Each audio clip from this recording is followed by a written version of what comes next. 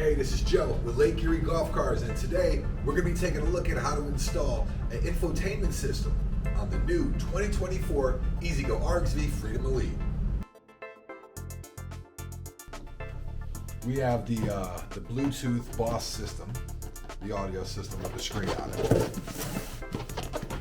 We have the 5 1/4 marine grade Boss speakers that are rated at 150 watts.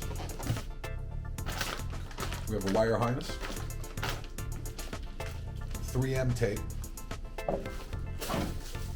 2 speaker boxes that come with mounting access points, a new replacement part for the dash itself. We're going to get into how we actually use that later. Another part of the dash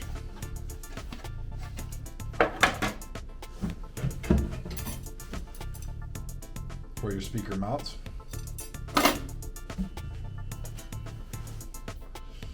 This looks like it'd be something that's going to mount maybe underneath of that or mount to the back of it.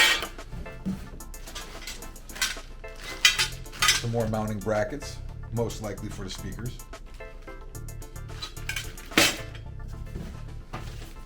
Then all the way down here at the bottom, you got a little bag of bolts. You don't want to lose these.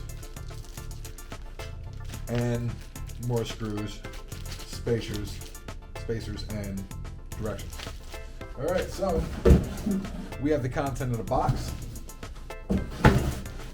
I'm gonna quickly throw everything back in there, snap to it, and then we're gonna take a walk over to the RXV unit itself, look at the dash, look at the directions, and do a brief overview of what we're gonna get into today.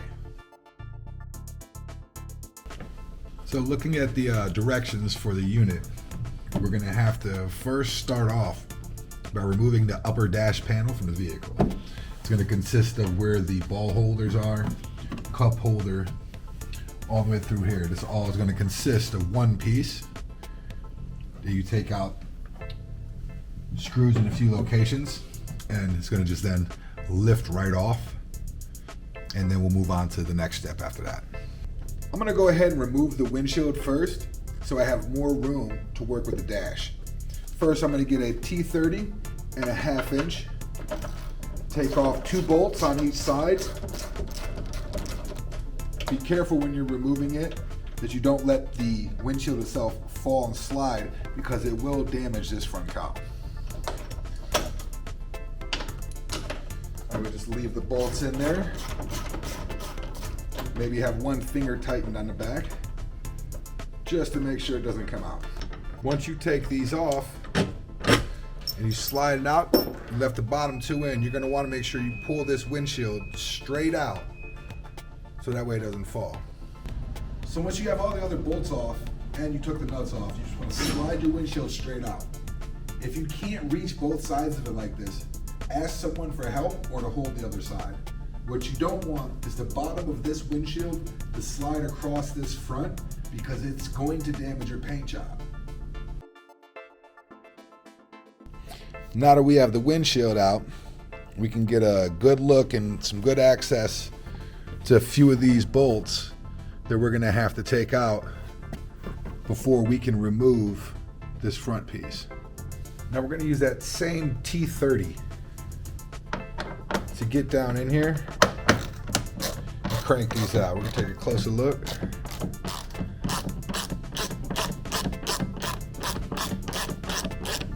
When doing things like this, when working on some of these plastic components on a golf cart, use hand tools. If you use power tools, once you go too far with it and you strip it out, there's no going back. So just make sure you use hand tools. These shouldn't be too tight. You should be able to break all of these bolts without any issue. We have another one down in this center console. I'm gonna take that same T30, crank out this last remaining top one.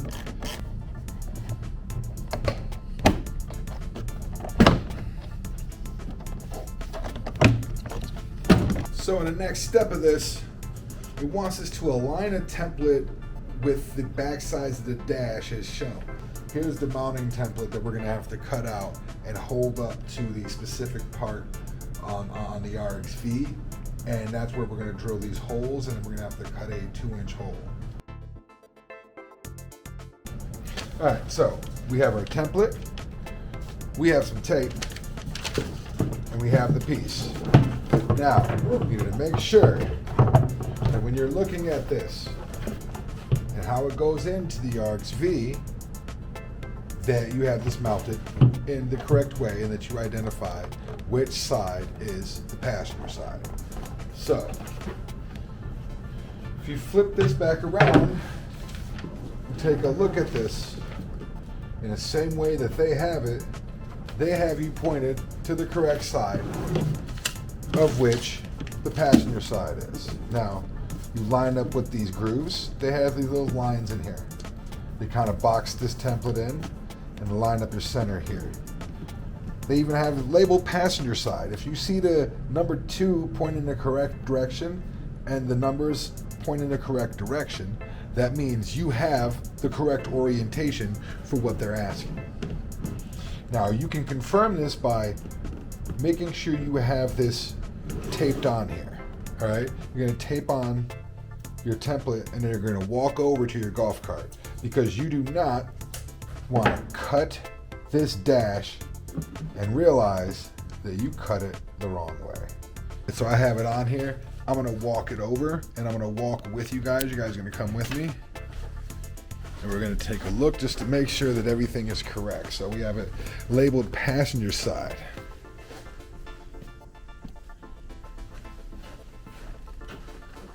And when we pop this thing in like this, we see it is pointing towards the passenger side. So we got everything lined up. Now it's time to go get the drill bits we need and the center hole bit that we need. 2 inches, 17/64.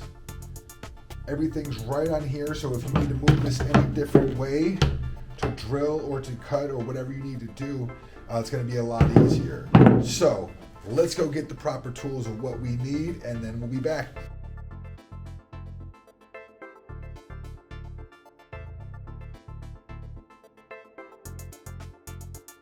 Have our dash and just leave it down here off to the side.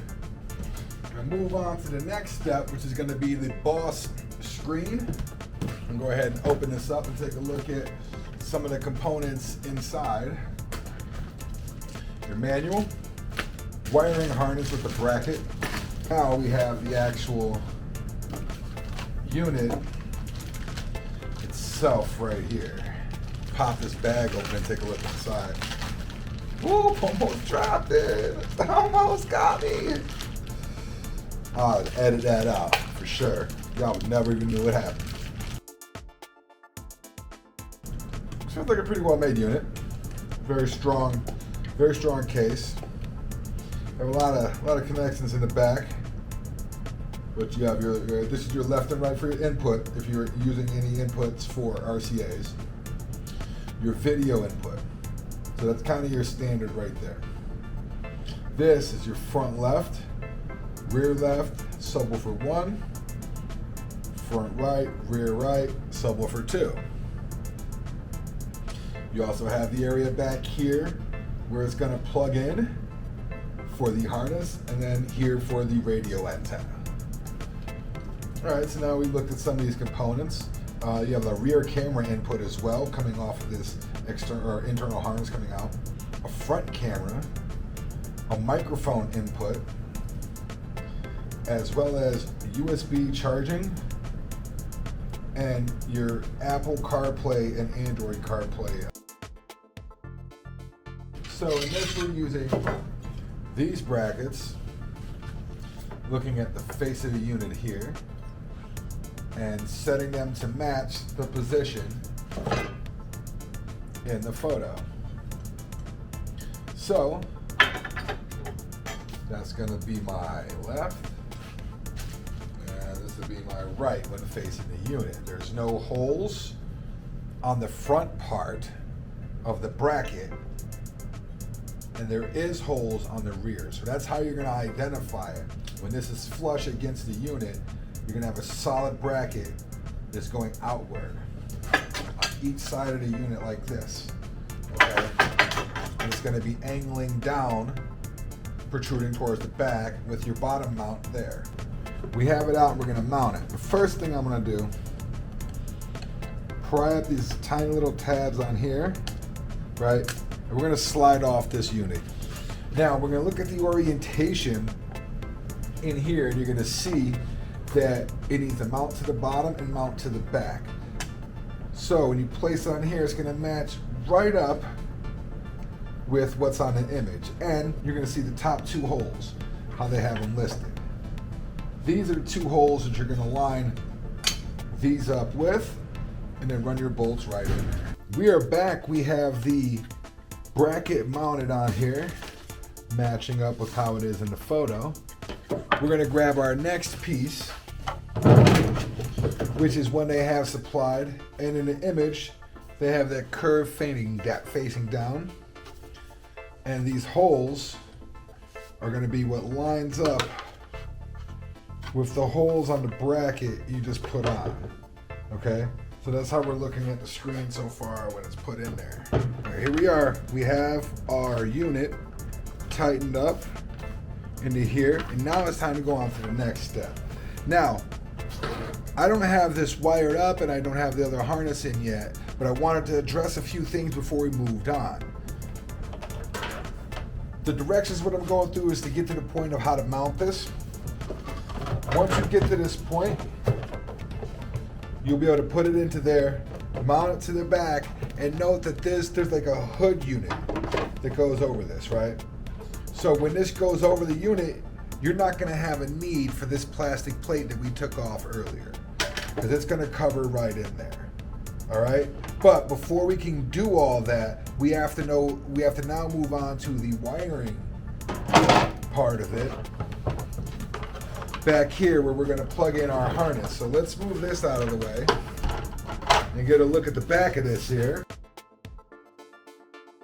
All right, let's open up our wiring harness. Here's one of our plugs. This is for the microphone.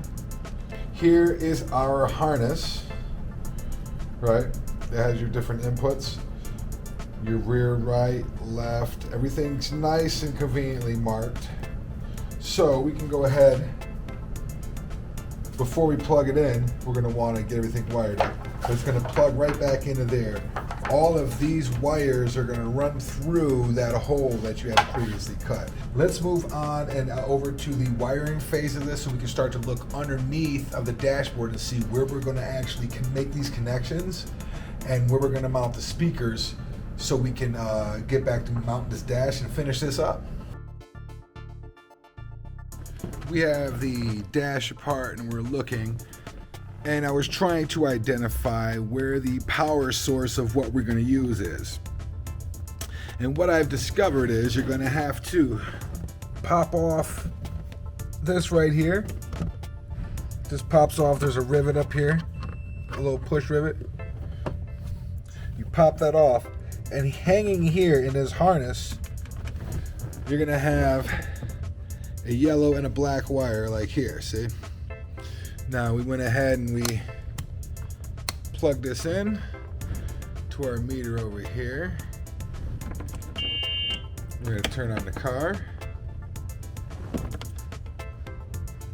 And we should be getting voltage. As you see up here, that's where we got our voltage. So after you pop out these tabs here, just one little rivet, you're gonna pull that, expose these wires, pull up on them a little bit, identify the yellow and the black wire, plug in your meter, make sure you check it around 13.5, and that's gonna be our constant and our ground where we're gonna plug the radio into. So we're gonna go ahead and move on to our next step now that we identified where the wires are, and go ahead and run this harness. It's gonna be nice and easy. We're going to splice these right into here and have a nice solid connection. And then we're going to run our speaker wires to the appropriate locations, which is going to be on the sides of each over here, which we'll get into after we do this harness. So as always, you're going to want to make sure that you have nice, secure contact when you do your connectors, and you're going to want to make sure that you electrical tape any connectors and anything else, and plus also, you know, tidy up some of the things that you're not using, so that way it's less to worry about going forward. Here we are putting together speaker pods. The first thing you're going to want to do is put this bracket on. This bracket is going to allow you to mount this speaker to this box. After you do that, you're going to want to run your speaker wire through the back, through this hole at the top. However, they provide this rubber grommet to go in here, and this is what's going to prevent that speaker wire from getting frayed at all or getting damaged at all, just from the friction of driving and everything else. So we're not going to mount the speaker in there, however, because the first thing we have to do is mount it to the car. So once we get our speaker wire through here, we'll kind of snake our way through. We'll get it run up as much as we can. We're going to take the 3 supplied screws that they have, and we're going to go ahead and mount it in place. Also, another thing we're going to need to take are these 4 metal stays. These are going to go in these holes, and these screws that are provided are going to go into those metal stays and help lock your speaker in place. So we're going to take all of this over to the car, because in order for us to do this correctly, we have to mount this box first before we put these speakers on. Okay, we already did the driver's side, so now we're going to do the passenger side. I have a very small access hole drilled here, and that's where I'm going to run the speaker wire through. And then we're going to try to tuck it up nice and neat in here. Because the key is you want this to look as uniform as possible. Let's go ahead and get that pulled up here. Now, we're going to get it to where we want it mounted, and then pull this wire nice and taut. Once we got a position where we want it, we're going to lock it in place with the supplied screws that they have. You start drilling, and then, like I said, you don't have to drill it much. You know, this isn't a lot of weight being held on here, and it's going into that heavy-duty plastic in the back. So you just lock it in snug. Basically, you want to use this drill to get it started, and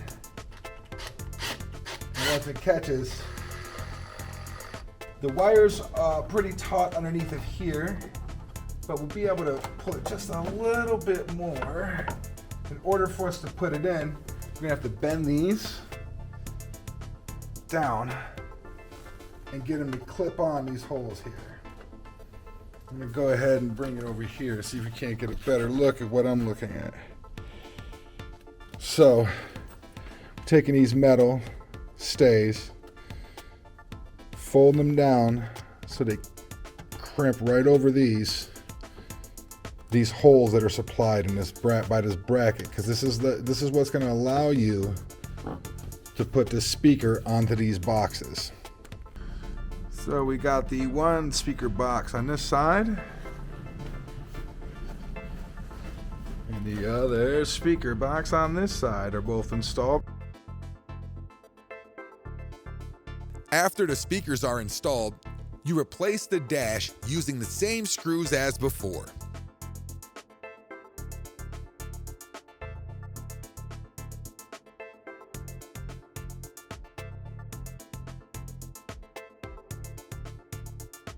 Once it's in place, you will install a plastic hood over the unit, line up the face, and then use new screws that are provided to hold that down.